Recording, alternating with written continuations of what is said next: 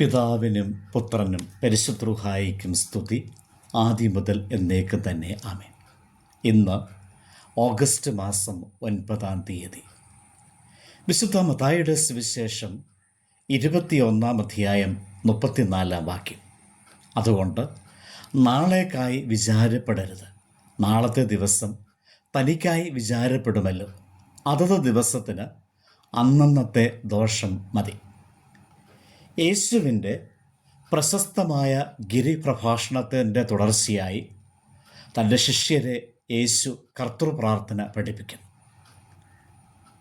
തുടർന്ന് വിശ്വാസ ജീവിതത്തിൻ്റെ അടിസ്ഥാനം എന്തായിരിക്കണം എന്ന് ഈ വാക്യത്തിൽ അവരെ ഉദ്ബോധിപ്പിക്കുകയാണ്.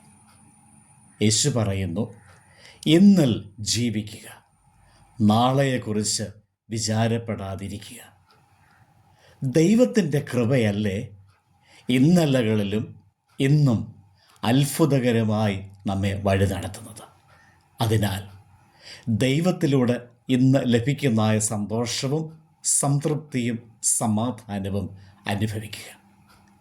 ഇന്നത്തെ ജീവിതത്തിലെ ദൈവിക നടത്തിപ്പിനെ ഉൾക്കൊള്ളാതെ നാളെയെക്കുറിച്ച് വിചാരപ്പെട്ടാൽ എന്ത് പ്രയോജനം എന്നാണ് യേശു ചോദിക്കുന്നത്. വിശ്വാസ ജീവിതത്തിൻ്റെ ശക്തി എന്നത് അത്ഭുതകരമായി നടത്തുന്ന ദൈവത്തിൻ്റെ സാന്നിധ്യമല്ലേ? അതിനെ മനസ്സിലാക്കി ജീവിക്കുക. ഇത് പറയുമ്പോൾ യേശു ഉദ്ദേശിക്കുന്നത് നമ്മുടെ കഴിവുകളിൽ അഹങ്കരിക്കാനല്ല, എന്നാൽ ദൈവത്തിൻ്റെ നടത്തിപ്പിൽ ആനന്ദിക്കുന്ന വിശ്വാസികളായി തീരുക എന്നതാണ്.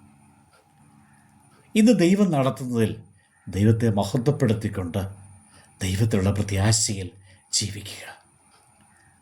ഇന്നലകളിൽ നടത്തിയ ദൈവത്തിലുള്ള പ്രത്യാശയിലേക്ക് വിശ്വാസികളെ ക്ഷണിക്കുമ്പോൾ ദൈവം ഇന്നും ജീവിക്കുന്നവനാകിയാൽ ദൈവത്തിൽ ആശ്രയിച്ച് ജീവിതത്തെ നയിക്കണം എന്ന് യേശു പഠിപ്പിക്കുന്നു. ഇത് അലംഭാവത്തോടെയോ ലൗകിക ആസക്തികളിലോ ജീവിക്കുവാനല്ല പ്രേരണയാകുന്നത്, മറിച്ച് ദൈവം നടത്തും എന്ന പ്രത്യാശയിൽ ജീവിതത്തെ ക്രമീകരിക്കാനാണ്. നാളെക്കുറിച്ച് ആശങ്കപ്പെടാനല്ല, ദൈവത്തിൽ ആശ്വാസം കണ്ടെത്തുകയാണ് ഇവിടെ സൂചിപ്പിക്കുന്നത്. ഇതിനടിസ്ഥാനമായി യേശു പറവകളെ ദൃഷ്ടാന്തപ്പെടുത്തി പറയുന്നുണ്ട്. അവ വിതയ്ക്കുന്നില്ല, കൊയ്യുന്നില്ല, കളപ്പുരയിൽ കൂട്ടിവെക്കുന്നതുമില്ല, എങ്കിലും ദൈവം അവയെ പുലർത്തുന്നു. ഇതായിരിക്കണം നമ്മുടെ പ്രത്യാശയുടെ അടിസ്ഥാനം. ഈ പ്രത്യാശ നമ്മെ നയിക്കേണ്ടത് ദൈവത്തിൽ പൂർണ്ണമായി ആശ്രയം വയ്ക്കുന്ന അനുഭവത്തിലേക്ക് നാം എത്തണം എന്നതിലേക്ക്.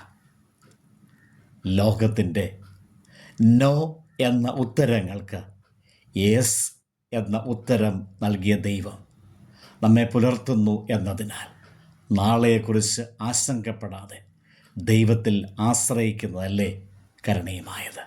ദൈവം അനുഗ്രഹിക്കട്ടെ.